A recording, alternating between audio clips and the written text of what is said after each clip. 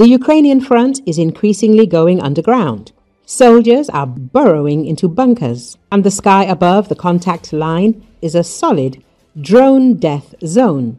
The new reality of the war in Ukraine is the dominance of drones, which are changing the very essence of combat operations, writes The Economist.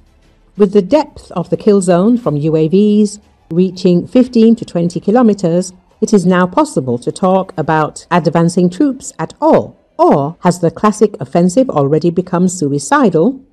Colonel of the AFU in reserve, military expert and pilot instructor Roman Svitan says that classic offensive, as it was in the last millennium in the Second World War, is definitely impossible because of the formation of a kill zone on both sides. This used to be called the grey zone, and now it is called the death zone, because any movement in this space is immediately hit, and from different directions. Naturally, the technique now becomes almost useless. That's why it's essentially unused. Basically, Russia is now taking offensive actions, while the AFU is on the defense. When the Russians try to attack using equipment, it ends badly for them. That is why they use mainly manpower, applying the tactics of so-called tactical infiltration when 1, 2, 3, maximum 5 people try to get between the positions of the Ukrainian army. He added, if they manage to infiltrate and are not destroyed in the process, they accumulate in the rear and try to act until the AFU strikes them with other means of destruction.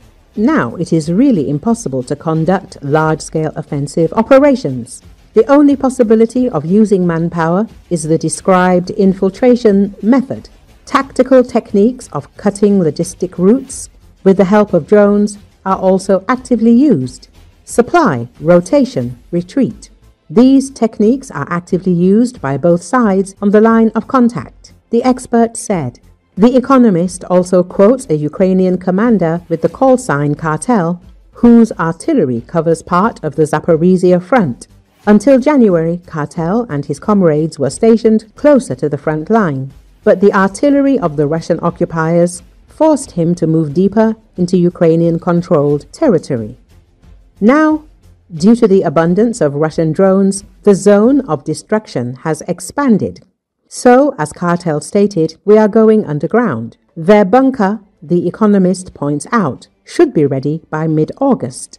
The increasing depth of the kill zone, an area of up to 15 kilometers on either side of the front line, where drones make movement extremely dangerous, further complicates operations. The author of the publication writes, over the next year, the increased use of medium-range UAVs will threaten logistics, artillery, and military concentrations 60 kilometers or more from the front lines. The article says, medium-range drones will fill the gap between the long-range ones that Ukraine uses for deep strikes, and Russia uses for strikes on Ukrainian cities, and the short-range ones used on the front lines. The publication also reports that both Ukraine and the aggressor country, Russia, are rushing to develop sophisticated AI-based guidance systems for their medium-range UAVs, and within the next year, they could change the battlefield again, The Economist sums up.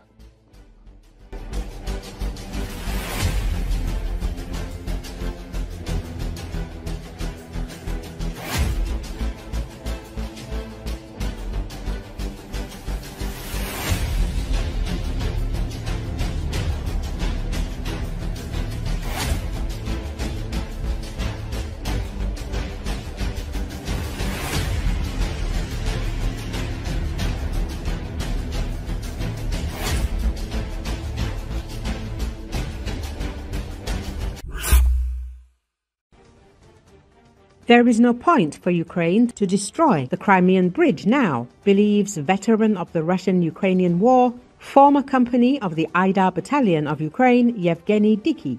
Why should we destroy it now? We'll use it as bait. We can destroy it once. It will make a lot of sense when our enemy approaches Perekop. Before that, it will be very unpleasant for the Russians. Politically sacred, but nothing more from a military point of view, Dicky said on air at Radio NV. However, according to the expert, Ukraine regularly knocks out Russian air defense on the occupied peninsula, and the Russians are constantly delivering new air defense systems to the peninsula. We use the Crimean Bridge in particular, and the entire peninsula as a large, especially trained Chernobyevka, only not sharpened for aviation, but as a Chernobyevka for Russian air defense, because they are constantly replenishing it there. In this way, they expose the already poorly protected internal regions of the Russian Federation. They are trying to cover Crimea, Moscow, and, of course, the front line. And when in Crimea, like in a meat grinder, their air defense systems are ground up, and they supply them there again. Accordingly, there will be none left in Russia itself. We seem to be quite close to this, Dickey added. Recall recently Ukraine had hit the bridge connecting Russia and the occupied Crimean Peninsula with explosives planted underwater in its third attack on the vital supply line for Moscow's forces since the full-scale war began in 2022. Ukraine's security service, the SBU, said that its agents had mined the piers of the road and rail Crimean Bridge, also called the Kersh Bridge, and detonated the first explosive. The whole operation took several months, it added. The agency said it had used 1,100 kilograms of explosives which severely damaged the underwater pillars supporting the bridge. This attack is the latest example of the SBU's attempts to blindside Moscow and demonstrate that there are costs to continuing its war. God loves the Trinity, and the SBU always sees things through to the end and never does the same thing twice. We previously struck the Crimean Bridge twice, in 2022 and 2023, so we continued this tradition, this time underwater.